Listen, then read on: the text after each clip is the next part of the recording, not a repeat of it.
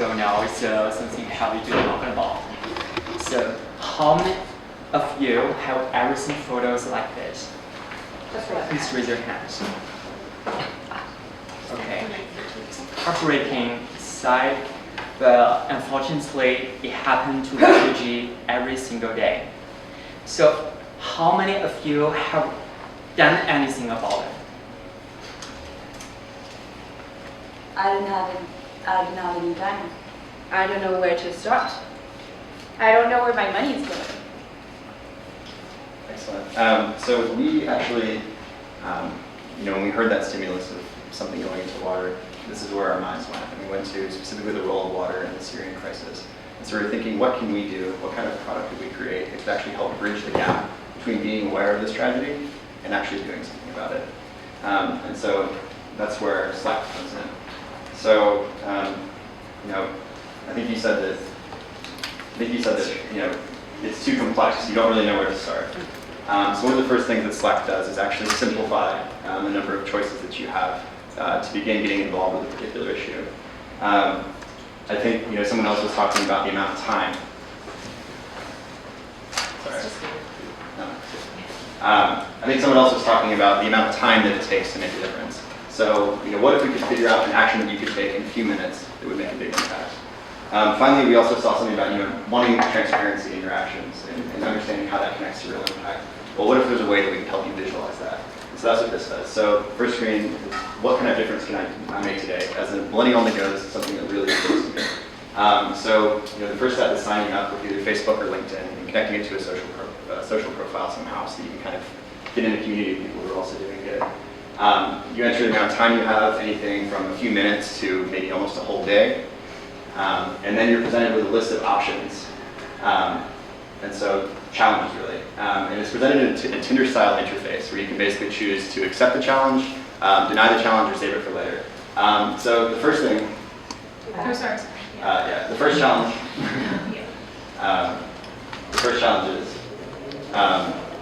Is actually reading and sharing an article. So one of the most basic levels most basic problems we need to address is actually getting more people aware of the Syrian crisis. And so only 10% of Americans actually know about this refugee crisis. And so what if you could read this article and share it with 3 people? That would be a small step you could do in a few minutes that would actually help make a difference. I don't want to do that. I want to do something a little different. So I'm pressing X, going to the next one. Through a brand partnership with Starbucks, you could actually buy a Starbucks coffee and they'll donate $5 towards a charity of your choice on the next screen. So I'm accepting that challenge, moving forward to the next screen.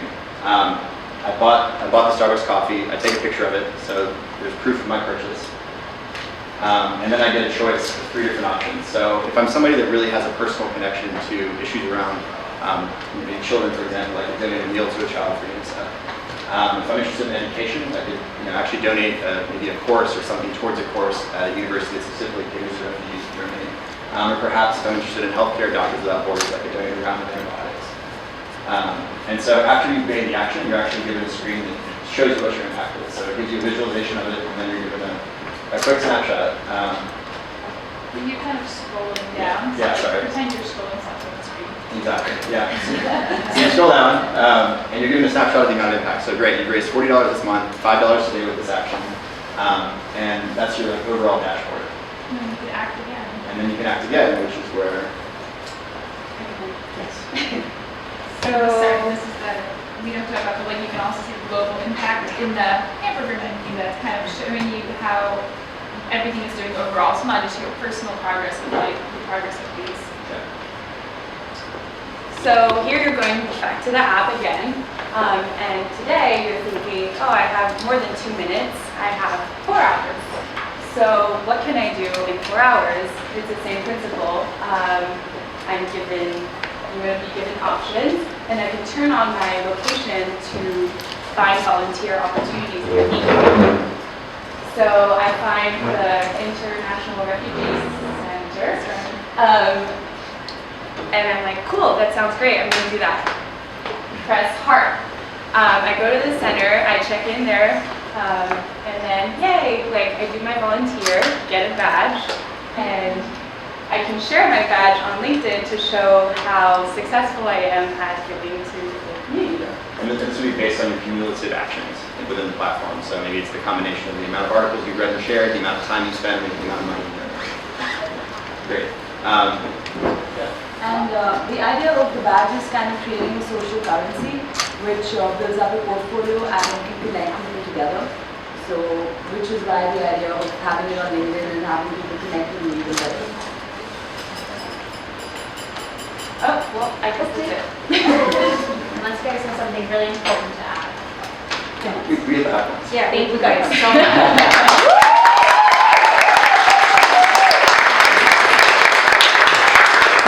All right, Lauren. Still gathering my thoughts here. Okay, so some of the things that I really liked about this, that I think is a huge barrier for people, especially millennials and people that are engaged with social media, is being able to do something on the go.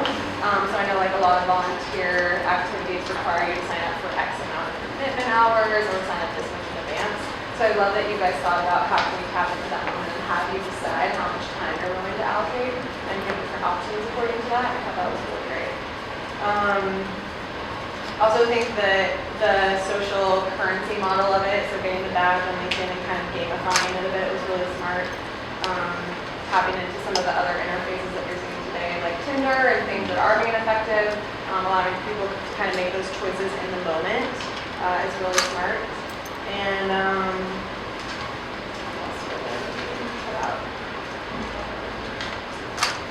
I was just curious, is this specifically for, I know that the Syrian refugee crisis is kind of on our minds right now, is this something that you see ongoing for different crises, and how would you determine which one to be picked? Yeah, so initially we started with the Syrian refugee crisis because that's what came up in our theme, the splash. We went into drowning, sadly, and this was an issue that we felt was very important and not always helped, especially so far away in the U.S. So we wanted to start with the Syrian refugee crisis, and then it could expand to other causes. Hopefully, when the crisis. Yeah. So I think the ideal situation would be you actually have like an initial menu when you start out, because like which causes are you interested in, and you can actually figure out like a list of actions associated with each cause once you've selected that. And we want to create it and go to places where curated, like all kinds of causes can be curated in this place, centralize that. So you just go there, upload your action, you can go there and scroll down like what you want to do. But starting from a complexity of Syrian refugee. And great work on your interface.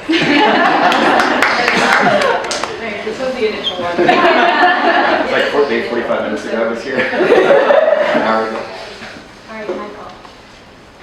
One of the things I really like the social currency. I was actually thinking about how could you even make that a little bit more prominent inside the experience, so that it's almost like you start to center around what you're accomplishing both singularly and as a group. Yeah.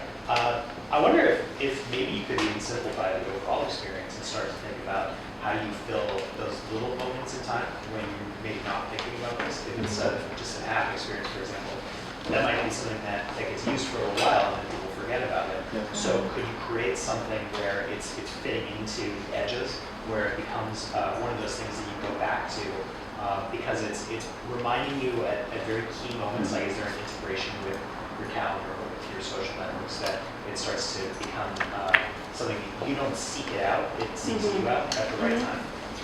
Yeah, We actually talked about a social function, like you can have a list of friends. For example, you spread this articles about and you lead 200 people to read about it. So it kind of keep you back towards kind of actions. And we want to decompose each of the actions into a very simple action. So you know, like, I'm driving this kind of change. I'm driving awareness, I'm driving action change, or I'm actually being engaged in a big community. So yeah, we've been talking about that, but didn't really have time to show that. And the second quick element was this idea of actually having like something to draw you into the app would be a specific alert related to the issue. So like maybe a trending topic in the news related to Syria would draw you into the app, and there'd be specific like, actions of the day or actions of the moment you can take in relation to that.